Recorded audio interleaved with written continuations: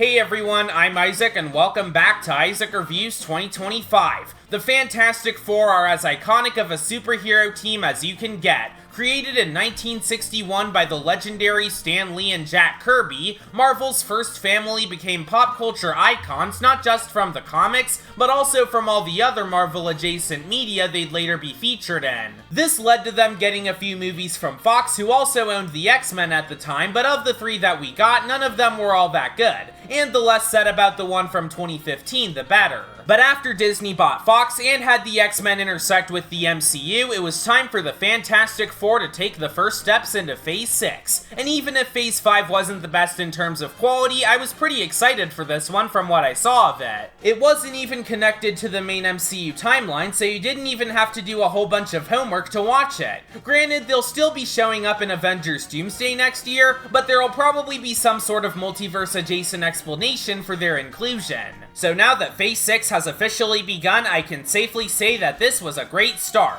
Can't believe superhero movies are actually starting to be good again, but I'm definitely here for it. It's set in a retro-futuristic 1960s where Reed Richards, Sue and Johnny Storm, and Ben Grimm are already established as the Fantastic Four, but they face their biggest challenge yet when the cosmic entity Galactus threatens to destroy their planet, not to mention Reed and Sue just had a child, so they'll have to protect humanity from being destroyed. The 60s aspect I mentioned in the plot synopsis already makes this stand out as one of the most unique projects to come from the MCU, the only one with a similar presentation being WandaVision.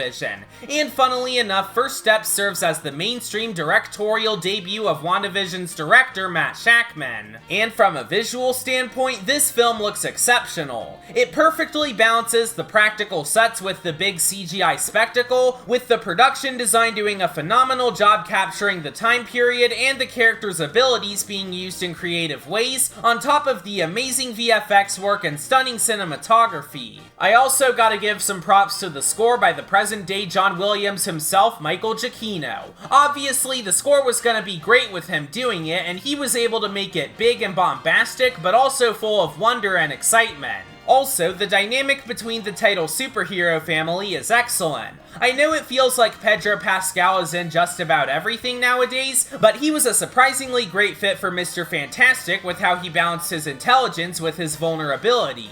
The standout is definitely Vanessa Kirby as the Invisible Woman, though. Her character is at the heart of the picture, and she nailed the leadership, strength, and emotion of the role on top of her beautiful looks. I also enjoyed Joseph Quinn and Ebon Moss-Backrack as Human Torch and The Thing, the latter being one of my Marvel Rivals mains, as their chemistry was super on point. I also appreciate how they cast a Jewish actor for The Thing since he's canonically Jewish in the comics, kinda like I am in real life. As for the villains, that unfortunately brings me to my main problem with First Steps. And before you start typing, it's not that they cast a woman as Silver Surfer, barring how a female version of the character already exists. I have better things in my life to do than complain about the gender or race of a fictional character anyway. My problem instead lies in the characters feeling pretty underwhelming. I liked some of the ideas they had with Shalla-Bal, and Galactus' design and casting were perfect. Unfortunately, they didn't do much with him as a character, and the climax was a bit disappointing as a result. Otherwise, Fantastic Four First Steps did a really good job with the writing and character development, all with a runtime of slightly below 2 hours. It's rare to see that from most major blockbusters nowadays, especially the ones from Marvel, but it's nice that they were able to make something on the shorter end for a change. And in general, it's proof that Marvel still has what it takes to make good movies. It looks great, the actors are great, the characters are great, the score is great, really, it's just fantastic.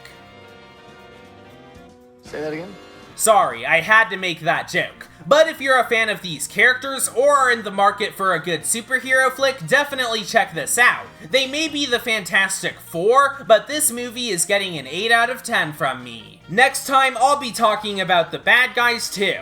I really liked the first one, in fact I'd consider it DreamWorks' first truly good film of the 2020s, and since this is their first sequel to something they made this decade, I'm excited to see how it'll turn out. Anyways, thanks for watching this episode of Isaac Reviews 2025, subscribe for more videos like this, and I'll see you all later.